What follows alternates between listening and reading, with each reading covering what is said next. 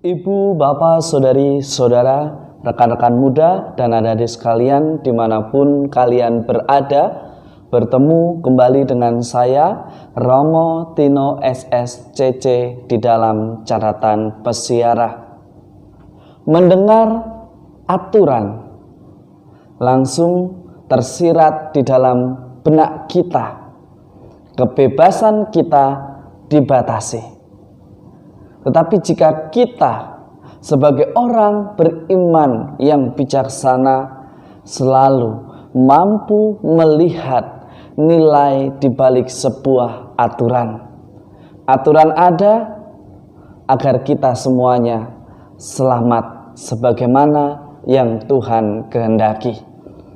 Sebelum kita mendengarkan permenungan dari catatan pesiarah, marilah kita membuat tanda kemenangan Kristus.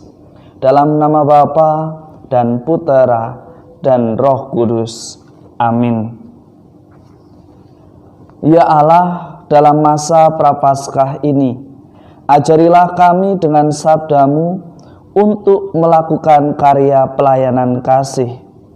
Semoga kami berbakti kepadamu dengan segenap hati dan senantiasa bersatu di dalam doa, sehingga kami semua dengan tekun setia mengikuti aturan demi sebuah kebaikan bersama.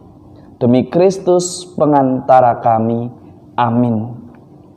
Ibu, bapak, saudari, saudara, rekan-rekan muda, dan adik-adik sekalian yang terkasih dalam Yesus Kristus, ketika kita mendengar sebuah aturan, langsung komentar kita mengatakan, ya, kebebasan kita dibatasi lagi.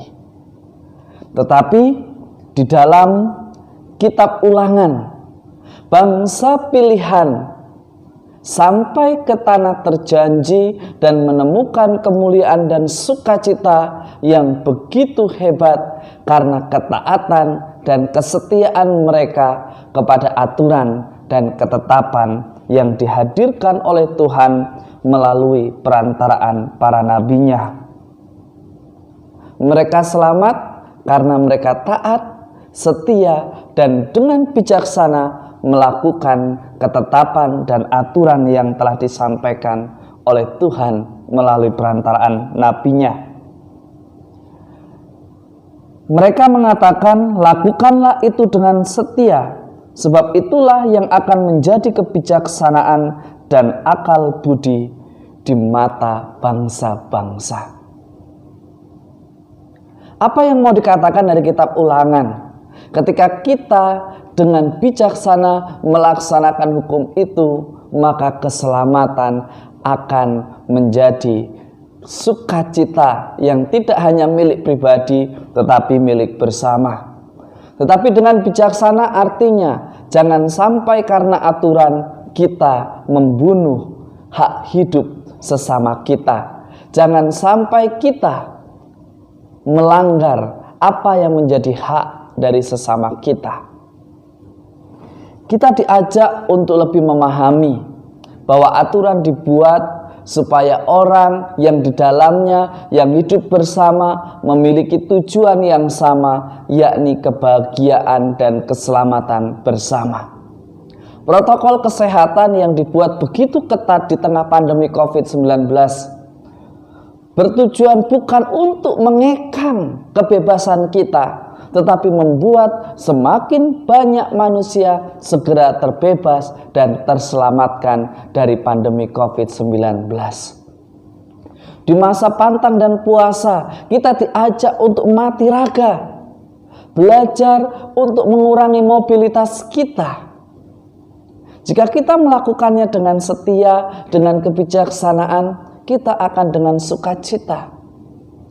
Karena peraturan protokol kesehatan itu dibuat untuk melindungi mereka yang mungkin kekebalan tubuhnya atau imunnya tidak sanggup untuk menghadapi pandemi COVID-19.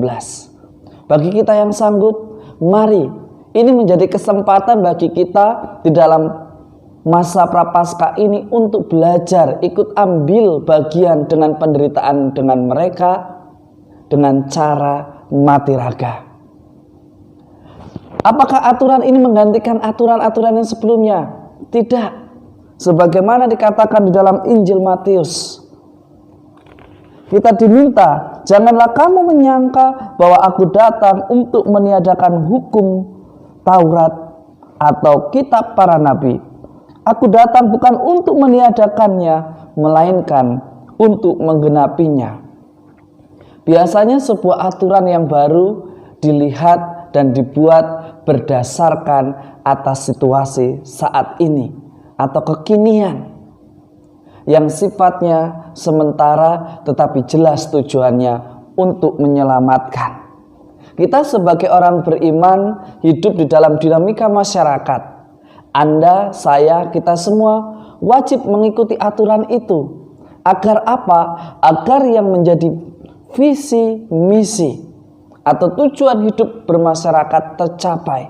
Dan ketika hal itu sesuatu yang baik tercapai, maka sukacita dan keselamatan yang kita rasakan bersama. Mari kita belajar dengan rendah hati, dengan sukacita untuk menjalani dan menghidupi aturan yang telah dibuat.